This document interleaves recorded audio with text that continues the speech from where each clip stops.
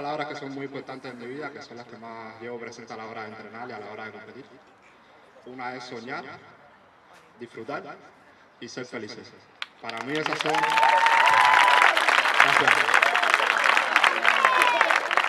Gracias. Para mí esas son las tres palabras que siempre llevo en mi cabeza, en mi mente, tanto a la hora de entrenar como a la hora de competir. Soñar porque todos creo que tenemos que tener un sueño, ¿no? Siempre un sueño siempre metido en su cabeza, eso que tanto desean en la vida, eso que quieren ser cuando sean grandes. Eso siempre sueño con eso, disfruten con eso, disfrutar de esta vida.